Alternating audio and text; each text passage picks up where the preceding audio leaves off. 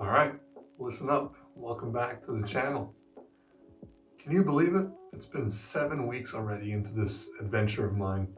And trust me when I say this, it's been an absolute ride so far. I've had great feelings about it. I've had not so good feelings about it. And I've also had some crucial lessons that I've learned along the way. For today's reflection, we're not just going to look at the surface level, but we're going to go deeper into what's actually going on and what I'm thinking will happen moving forward. We'll be looking at what's working and the things that aren't working so well. It's not all sunshine and green grass all the time. It's sort of like the weather today, windy and rainy as well. While I'll be sharing what's been working and what hasn't been working, more importantly, I'm going to talk about what I've learned, but also sharing what I think the best strategy for me is moving forward. So we'll get into that. If you're new around here and just stumbled across my video in your feed, first of all, welcome. Let me quickly share what the idea and the philosophy behind this community is. It's a simple idea, but still I think it's pretty impactful. I want every single day to feel like a Friday. And what I mean by that is I want to have that excitement, that feeling of potential and the energy that the Friday brings. I want to wake up in the morning feeling, oh, I'm excited to work on this new project or this idea that I have. I'm looking forward to looking at the results of what I've been doing. I want to be excited about the next day. Normally for me now, that is looking forward to Saturday or after work on Friday, because that's when I have time off. That's when I can put focus in and work on the projects that I want to work on for myself. So basically this idea of work on a Friday is to be able to find exciting projects to work on, connecting with other like-minded people, but also being able to do this from wherever I want.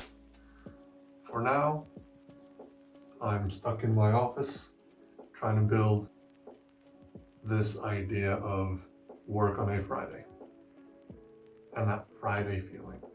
So stay with me, because I've got some unexpected twists that has forced me to pivot the way that I'm thinking about this. I've had some unexpected wins that has motivated me to think differently. So I've refined my strategy, I've changed my game plan a little bit, and I can't wait to share that with all of you.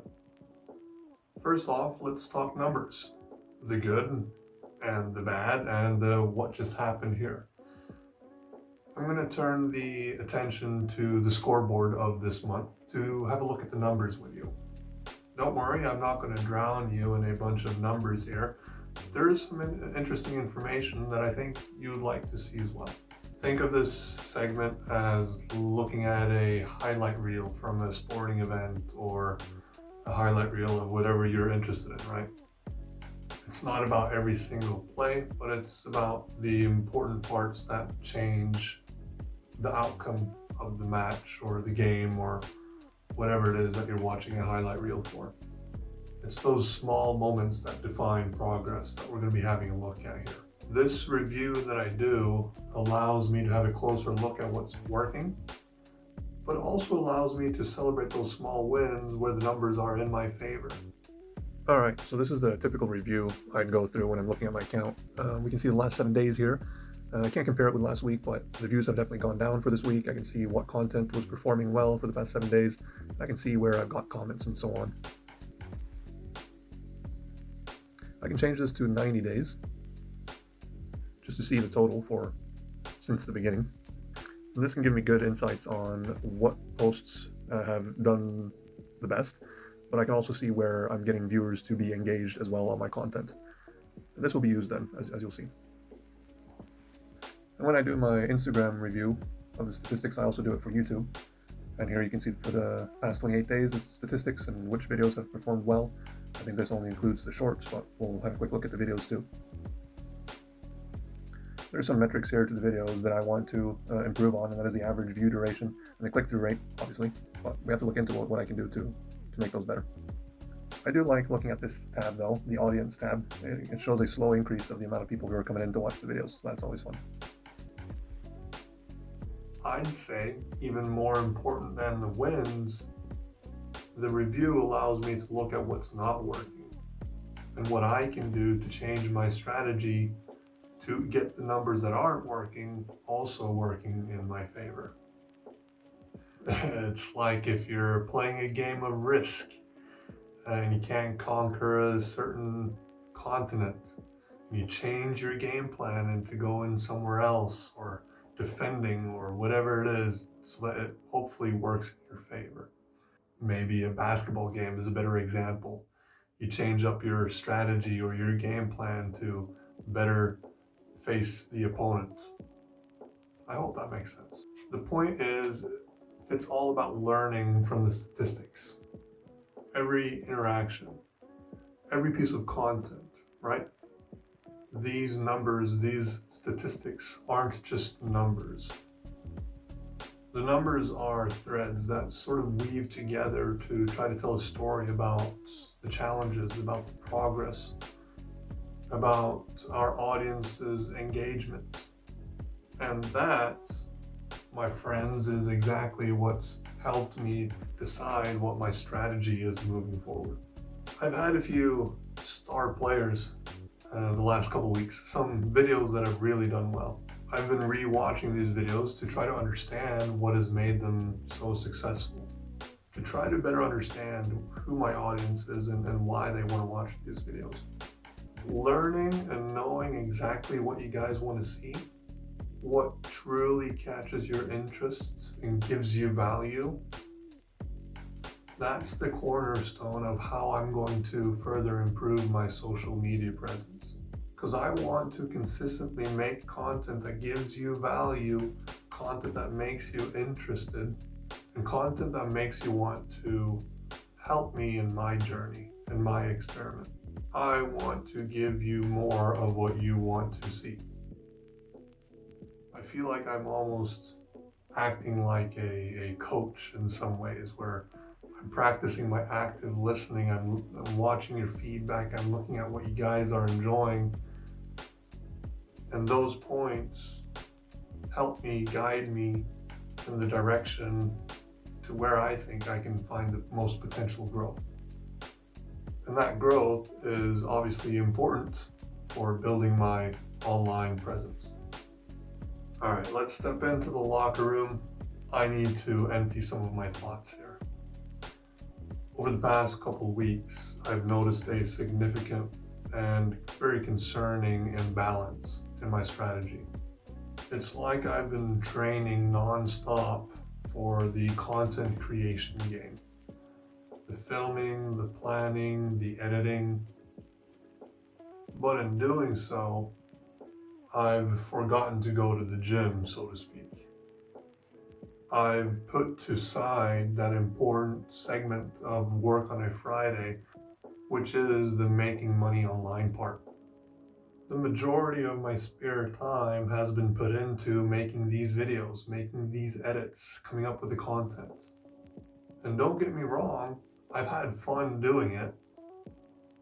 I like this whole creative process of typing out my script and now getting more comfortable recording myself, and the editing part still takes quite a bit of time, but it's fun. The problem is that it's been taking time out of actually learning and implementing the business side of things, the income streams, the different strategies that I need to learn about. It's proven to be a very tough juggle, delicate balancing act, trying to build something from the ground up.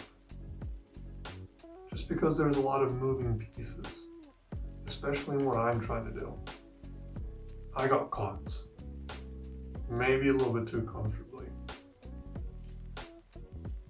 in the whole exciting content creation loop, without allocating enough time to focus on the equally important business playbook.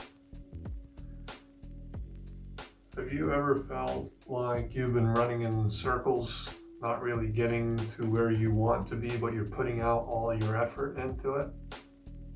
If you know that feeling of you running on a treadmill without really getting anywhere, if you know what I'm talking about, let me know in the comments below so that we can have a conversation about it. I want to be able to share that experience with somebody else. In light of this insight I got, and after reflecting, I realized I need to make a strategic change to my game plan. My new and improved, I think, game plan is that I'm going to be focusing my time on building one comprehensive long-form video per week, like the one that you're watching now. Think of it like it's the main event, our flagship piece of content that will give you the value that you're looking for. And from this one long-form video, I'll be creating multiple smaller segment pieces that I can put on the Reels on Instagram and the Shorts on YouTube to increase the outreach and hopefully pull in more people to come watch these long-form videos. These shorter pieces will be shared daily across the different platforms, trying to maximize the reach and engagement. This way, if you understand what I'm trying to do here, will give me more time to try to balance out the imbalance that I was talking about that was allocated towards the video editing and the actual learning about making money online. And by giving myself more time to actually learn about making money online, I can share better insights and give you more value, because I feel like that has been lacking in my videos lately because of that imbalance of spending too much time making the videos rather than actually learning what works and what doesn't. So if you're still with me, you understand that this goal has many sides to it. I want to be smarter and more strategic with my time and creative energy. This is to ensure that I can still deliver consistently valuable, in-depth content that adds to your understanding. And at the same time, maintain a consistent, engaging presence across both of the platforms with those quick hit and impactful shorts. I'm excited about this new strategy to see how it will perform, and I hope that it will have a positive impact on my time, my learning, but also yours. Alright, so this is where the excitement amplifies. This is where the strategic possibilities really flare up. I'm currently standing at a crossroads, trying to decide and decipher what strategy I should learn about next. Which strategy do I think would be worth spending time on to try to add some of those vital and important income streams? I've been doing plenty of thinking and brainstorming, and I've sort of generated a small list of what I think I could do. Imagine we have this treasure map that I've been talking about at the start of my journey here. And now we have it, we can see all the paths laid out in front of us. And here are some of them that I think I want to explore. If you've been following along on my journey, you know that I have a Redbubble store. It's my digital art gallery store. I know I said that I was going to post new designs to it to try to get some more engagement on there. But that has sort of been put to the side because of this whole video editing process. But now maybe I can actually put some time and effort into it. Later in this video, I'll actually be showing you the Redbubble store so that you can get more comfortable with it and I can sort of guide you on how to use it. I'm at 3 sales there now, by the way. What about affiliate marketing? The idea of affiliate marketing keeps popping back into my head like a dream that keeps happening. It's like a whisper of a promising venture. I understand the concept of affiliate marketing, but I believe that the core concept of it to make it work well is to find a product that I really believe in. something that I think could add value to you. So the time I would spend on that is find something that I think could actually add value, share it with you guys, and then earning yet a small but meaningful commission from the referrals that I make to that product or service or whatever it might be. It's definitely one of these paths that I want to explore more. Did you know that I can actually build you your very own castle? Here's what I mean by that. I can actually build websites online. I have some web development skills. I've spent a few years practicing my skills within that field. So I'm thinking, could that potentially be an area where I could make some money? If I offer my services to build fun and functional websites for an online business or a business in general that needs that, I think it's a highly marketable skill. It's something that I probably could monetize, and it's a skill that I could use to help people grow their online presence or their brand online. I have a background in sales. I can say that I'm okay at it. I can tell a compelling story that can captivate or engage an audience. Can I strategically find a product, something that I'm passionate about, something that excites me, and sell it directly, becoming its ambassador in ways? This path might overlap a little bit with the affiliate marketing strategy path, but I'd say it's a different kind of adventure because now we're talking more direct sales rather than sending people to another service or product. I could be your personal champion. This is another path that I've been thinking about exploring. And this one feels a little bit more natural to who I am and what I feel like I'm good at. For me, helping others is like putting on your favorite sweater or putting on the most comfortable clothes that you have. I like having insightful and transformative conversations with people, helping them figure out what their goals are and articulating how they're going to get there. I like to learn what other people's aspirations are and trying to understand what they're doing and trying to help them and what they can do to help themselves get there. It's something that I do quite a bit. Maybe it's instinct, or maybe it's the teacher background that I have. Creating learner paths, fostering growth, setting achievable targets, and explaining how one can get there. Or helping others find their path to getting to where they want to be. What I want to figure out is, could this be formalized as a service? Helping you guys, achieving your full potential. The whole thing about helping others truly resonates with my core purpose. Now let's talk about my website again, because my website has a crucial part in all of this. All these brilliant ideas, whether it's selling a specific product or if it's sharing a service that I can offer, all of this will have a centralized location on the website that is being built in the background. It's mostly done, but all these small pieces will slowly be added as we move along. And speaking of the website, I'm actually going to be showing it to you, and I'm going to be dropping the link to it in the description of this video.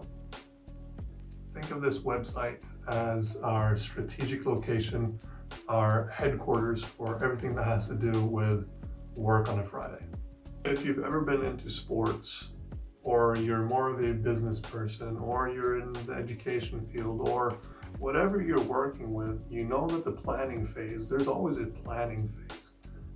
And this phase is really important. And for me in this journey, it's all about analyzing what I'm putting out there to you. What's working, what's not working, what's giving you value, and what's sort of wasting my time. What am I doing that's not bringing me forward or towards the goal of where I want to be? I want to find the things that work, things that allows me to engage with you who's watching, and I want to recreate that piece. I want to find that winning formula for what I'm delivering, because my winning formula is not going to be the same as somebody else's. I have to find what works for me. I'm not looking at copying my videos, but I want to create something that is similar, something that will deliver a message that resonates with you.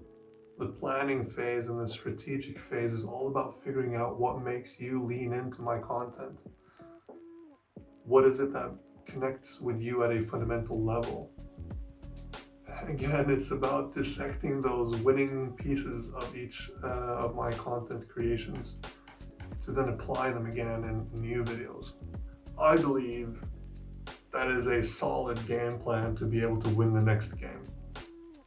I think this strategy will bring me to that next level where I need to be with my content and my progress with achieving that Friday feeling.